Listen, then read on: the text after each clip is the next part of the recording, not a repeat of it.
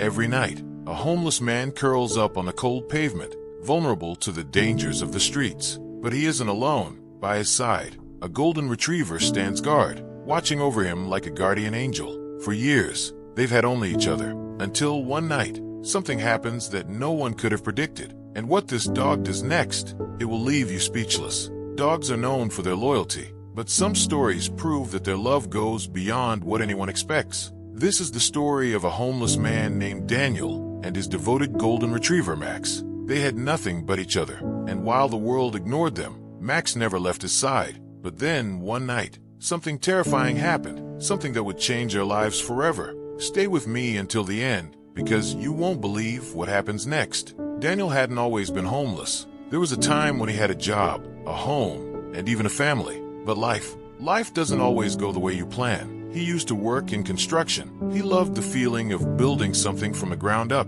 of turning empty land into something real. It was hard work, but it was honest. And for years, it was enough. Until it wasn't. One day, an accident changed everything. It wasn't even his fault. A scaffolding collapsed at his worksite, and Daniel was caught underneath. He survived, but his leg was shattered. Weeks in the hospital turned into months of therapy. His job, gone. Bills, piling up. Savings, drained faster than he could have imagined. And then, just when he thought things couldn't get worse, they did. His wife left, said she couldn't handle it anymore, that she wasn't built for this kind of struggle. He begged her to stay, told her they could figure it out together, but she had already packed her bags. The last thing she said before walking out the door, "I can't live like this." And just like that, Daniel lost everything. His job, his health, his wife. The downward spiral was fast, too fast. The rent notices turned into eviction letters. Friends who once invited him over for barbecues stopped picking up his calls. Soon, the only thing left was an old duffel bag filled with whatever clothes he could carry. And Max was the one thing Daniel hadn't lost. The golden retriever had been with him since he was a puppy, back when things were good, back when Daniel had a home, a family, a future. And now, when everything had fallen apart, Max stayed. At first, Daniel thought about giving Max away. He could barely take care of himself. How could he take care of a dog? But the thought of losing Max too, that was unbearable. So they walked, from shelter to shelter, street to street. The first few nights on the street were the hardest. The cold seeped into his bones, and the hunger gnawed at his stomach. People walked past without a second glance, like he was invisible. The world kept moving, and he was just stuck. But Max made it bearable. Every night, Max would curl up beside him, pressing his warm body against Daniel's to fight off the cold. And every morning, Max would nuzzle his face, as if to say, "We'll get through this together." The bond between them grew even stronger. Daniel talked to Max like he was the only one who understood. "You remember when we used to have a backyard, bud?" he'd whisper. "You used to run circles around that old oak tree until you got dizzy." Max would wag his tail like he remembered. Maybe he did, but life on the streets was cruel. It wasn't just the cold. It wasn't just the hunger. It was the danger. Daniel quickly learned that being homeless didn't just mean being ignored. It meant being a target. There were people out there who saw him as nothing, less than nothing, just another homeless guy taking up space. Some people spat at him, others laughed. And then there were the ones who were worse, the ones who wanted to take whatever little he had. Max was the only reason Daniel made it this far. Whenever someone got too close,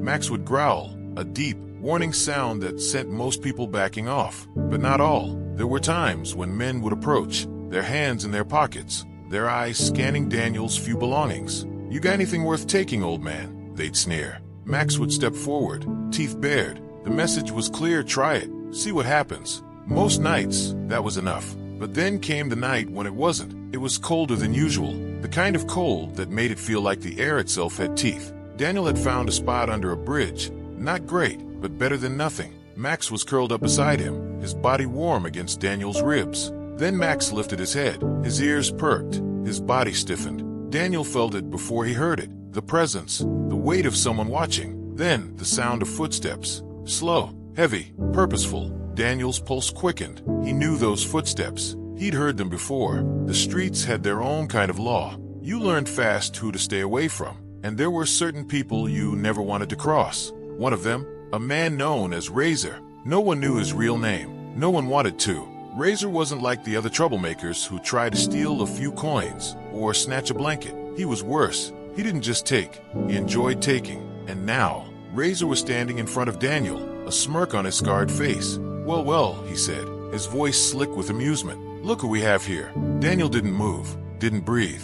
Max, however, was already up, his body tense, teeth bared. A deep, guttural growl rumbled from his throat. Razor chuckled. "Oh, that's cute. Think you're much gonna scare me." Daniel swallowed hard. "I don't want trouble." "Trouble?" Razor tilted his head. "Now, why would there be trouble? I just came for a little donation." He stepped forward, and Max lunged, barking fiercely. Razor stopped. For a moment, there was silence. Then, his hand slipped into his coat. A glint of metal, a knife. Daniel's heart stopped. "No," he started, but Razor was already moving. Max didn't hesitate. He leapt between them, snapping at Razor's arm. Teeth met flesh. A scream tore through the air. Razor stumbled back, cursing. Daniel scrambled to his feet, grabbing Max's collar. Blood dripped from Razor's arm. His eyes burned with fury. "You're gonna regret that." Max stood firm, growling, his golden fur bristling. Razor spat on the ground. "Fine, you want to play hero. Let's see how brave you are when I come back." With one last glare, he turned and disappeared into the shadows. Daniel's hands were shaking. His breath came in sharp, uneven gasps. Max turned, nudging his hand, his tail wagging slightly, as if to say, "It's okay, I'm here." Daniel sank to his knees, wrapping his arms around Max. "You saved me, buddy." Again, Max licked his face, but Daniel knew this wasn't over. Razor wasn't the kind of man to walk away without revenge, and something told him, next time, Max might not be able to protect him. The night was colder than usual, the kind of cold that wasn't just outside but settled deep into your bones. The streets were empty, lifeless, with only the distant wail of sirens breaking the silence. Daniel huddled under his thin, tattered blanket, his body curled into itself for warmth. The concrete beneath him was unforgiving, pressing into his skin like ice. He exhaled, watching his breath form a faint white cloud in the night air. Max was curled up beside him, his golden fur barely enough to shield him from the bitter cold. But he never complained. He never moved away. No matter how harsh the night, Max stayed right there, his body pressed against Daniel's, as if he could chase away the cold through sheer loyalty. Daniel had just started to drift into a restless sleep when Max's ears twitched. A noise, not the wind, not the usual rustling of plastic bags caught in the breeze. Something else. Max lifted his head, his body going rigid. His ears stood tall, listening. Daniel stirred. "What is it, buddy?" he murmured sleepily, rubbing his eyes. Max didn't answer, but Daniel felt the shift in the air. The tension, the kind that made the hairs on the back of his neck stand up. Then footsteps. Quick, heavy, too many of them. Daniel barely had time to sit up before three figures stepped out of the shadows, their dark silhouettes stretching under the dim streetlight. His heart dropped. This wasn't good. One of them, a tall man with a scar running down his cheek, sneered. "Hey, old man," he said, his voice slow, deliberate, like he was savoring the moment. "Got anything for us?" Daniel's breath hitched. He gripped the edge of his blanket tighter. "I don't want any trouble," he said, his voice hoarse from the cold. The second man chuckled, stepping closer. He reeked of alcohol. "That's too bad. Cause trouble wants you." The third man, stockier than the others, reached out and yanked the blanket off Daniel's shoulders. The sudden exposure to the freezing air made Daniel shiver violently. Max was on his feet instantly. A low, menacing growl rumbled in his throat. The second man, the one with the stink of liquor, sneered. "Oh, look at that. The mutt thinks he's tough." Daniel reached for Max, his fingers barely brushing against the dog's fur before the stocky man lunged forward. A rough shove. Daniel tumbled backward, his shoulder slamming against the cold pavement. Pain shot through him, but he barely registered it, because the moment he hit the ground, Max snapped. With a feral snarl, Max lunged. Teeth met flesh. The stocky man screamed, stumbling back, clutching his bleeding arm. "Stupid dog," he hissed through gritted teeth. Max didn't retreat. He stood his ground, lips curled back, teeth bared in a warning. His golden fur bristled, making him look larger than he was. The man with the scar took a step back, cursing under his breath. The hell is wrong with that dog? The second man, the drunk one, wasn't laughing anymore, his face twisted in rage.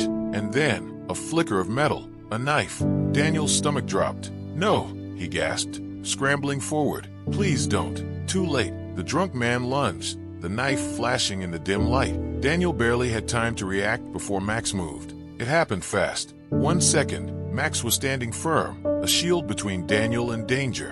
The next, a sharp, sickening yelp tore through the night. Daniel froze. The knife. The man had stabbed Max. Time slowed. The world blurred. Max stumbled backward, his legs shaking, a dark stain spreading across his golden fur. Daniel felt something inside him snap. No! His scream shattered the night as he lunged forward, his hands slamming into the drunk man's chest. The man stumbled back, caught off guard. The knife clattered to the ground. Daniel didn't care. He crawled to Max, his hands shaking as he pressed against the wound. "Stay with me, buddy. Stay with me."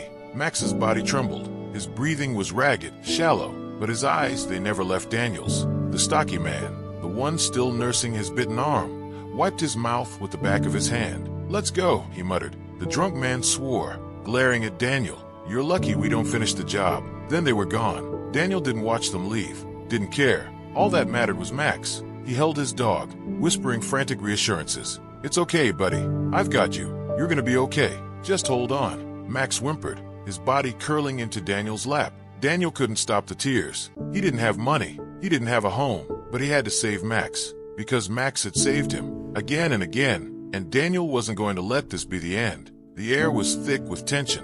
Every breath Daniel took felt heavy, his pulse hammering in his ears. The blade flashed, a cold gleam under the streetlight. The moment felt frozen in time. Daniel saw it, the knife slashing downward, aimed straight for Max. His stomach twisted in terror. Max should have run, should have dodged, but he didn't. Instead, he lunged straight at the attacker. A snarl ripped through the night, raw and fierce. Teeth met flesh. The man screamed, his body jerking as Max sank his jaws into his wrist. The knife clattered onto the pavement, bouncing once before lying still. The attacker howled in pain, trying desperately to shake Max off. But Max held on. His grip was unrelenting, powerful. A dog fighting not for survival, but for something far more important. Daniel saw his chance. He scrambled forward, his fingers wrapping around the knife. The cold metal burned against his skin. He stood up, his hands trembling. "Leave us alone." Daniel's voice cracked, but the desperation in it made his words sharp as glass. The attackers hesitated. Max's victim, the man still writhing, blood dripping from his wrist,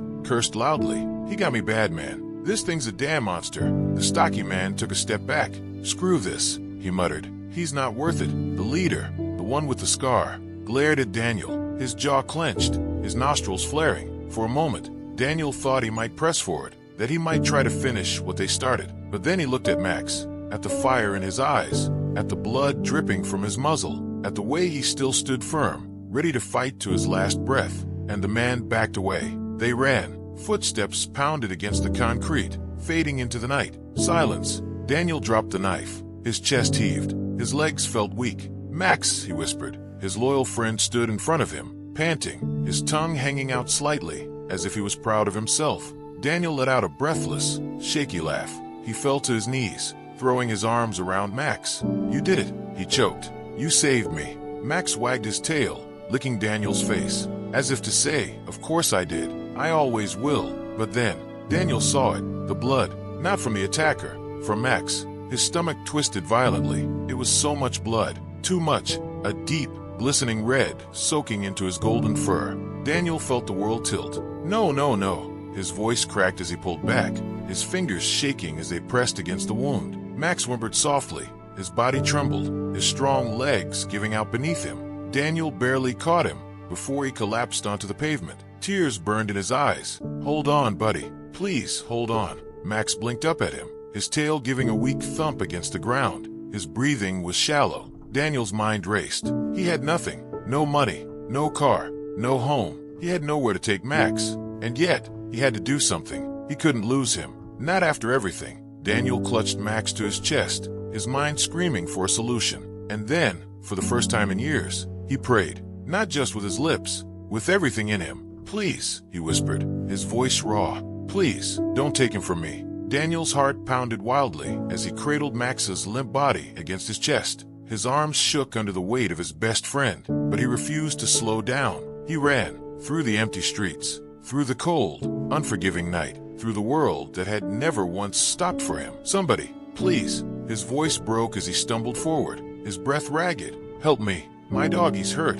But the city didn't care. People crossed the street to avoid him. Some glanced his way and kept walking, their eyes flickering with pity, discomfort, indifference. Daniel's legs burned. His lungs screamed. And still, he kept running. because Max had never given up on him, and Daniel refused to give up on Max. Not now, not ever. Then, as he turned a corner, feet aching, vision blurring, a miracle happened. A car screeched to a stop, headlights cut through the darkness. A door flew open, and a woman ran toward him. Her eyes widened in horror. Oh my God, what happened? Daniel couldn't speak.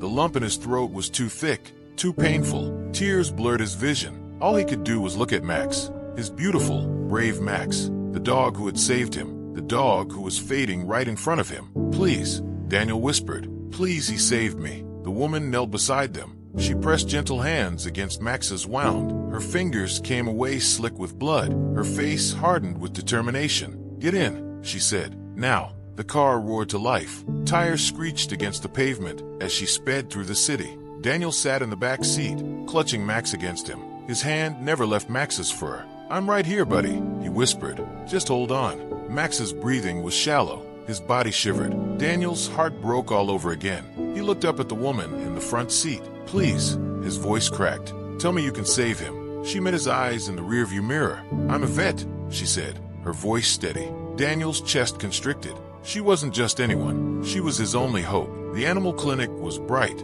sterile, overwhelming. Max was rushed through the doors, and Daniel was left behind, alone, waiting, his hands clenched into fists. His body trembled. For the first time in years, he had something to lose. He had everything to lose, and the waiting was agony. Minutes felt like hours. Every time a nurse walked past, his heart leaped into his throat. Every second stretched longer than the last. Finally, the vet emerged. Daniel shot to his feet. His voice barely worked. Is he? She smiled, and Daniel's knees nearly gave out. He's going to be okay, she said gently. Your dog is one of the bravest I've ever seen. When they let Daniel into the back room, he nearly collapsed at the sight of Max. His golden fur was ruffled, stitched up, wrapped in soft bandages. But his tail still wagged. A weak, exhausted little wag. But it was enough. Max, Daniel's voice broke. He dropped to his knees, burying his face in Max's fur. Tears soaked his cheeks. Max let out a soft, tired whine, pressing his nose against Daniel's chest.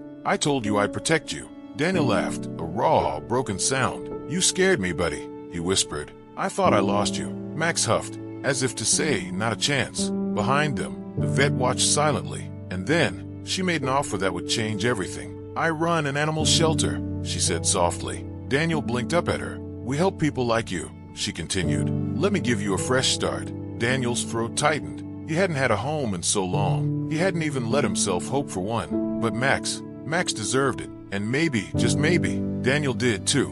Weeks later, Daniel sat on the porch of the shelter. For the first time in years, he felt warm. He felt safe. He felt like he belonged. Max lay beside him, head on his lap. His stitches had healed. His tail wagged lazily. And Daniel smiled. He wasn't just surviving anymore. He was living. And it was all because of Max. Because, in the end, they still had each other. And that was all that ever mattered. If this story touched your heart, don't forget to subscribe for more emotional stories like this.